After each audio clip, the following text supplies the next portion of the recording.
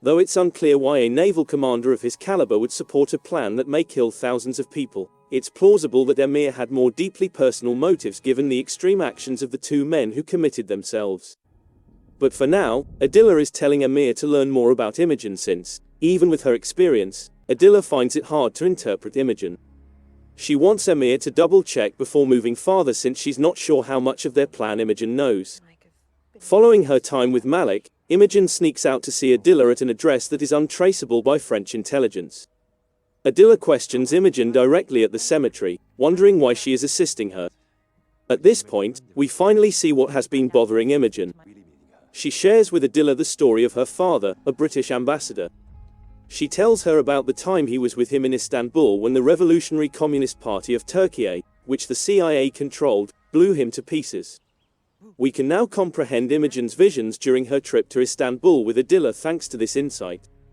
Furthermore, given that Adila's grandpa participated in the revolution in the past and Imogen's father passed away, we may assume that the present procedure is highly personal to her. We're not clear if Imogen is refusing to let Adila in despite knowing what she's going to do at this point. Imogen introduces herself to Adila as an MI6, but it is clear that she is lying to her about being a mother who got mixed up in the terrorist world and is just assisting because she feels she should be able to keep her daughter near. Following their brief conversation at the cemetery, Imogen and Adila go to a pub, where Imogen makes sure Adila thinks she has no idea that she is the DJNN al-Raqqa. She goes so far as to alert her to the possibility that she may be captured and tortured by both American and French intelligence. But she promises to do all in her power to get her out of it. At the pub, two things happen. First, Imogen sneaks out for a smoke, and we find out that she has been collaborating with US intelligence for some time.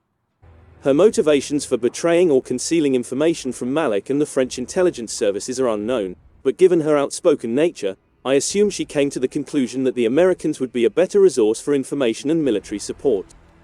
Imogen requests that Max verify that the CIA was accountable for the killing of Marcus Seabright, who happens to be Imogen's father, in return for providing Max with the first-hand information.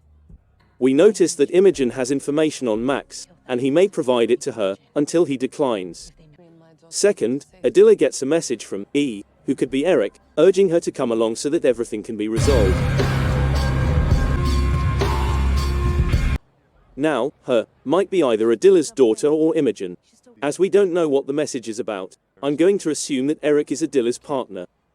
At one point, Imogen tells Max that although Adila is a commander with a solid strategy, she is also a mother who just wants to get away from it all. We may presume that she would still desire Imogen's assistance in order to protect her daughter.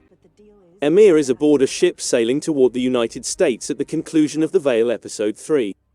Adila's Monday plan obviously calls for destroying the United States. Her other accomplice is seen bringing the completed bomb to the port where Emir's ship is berthed.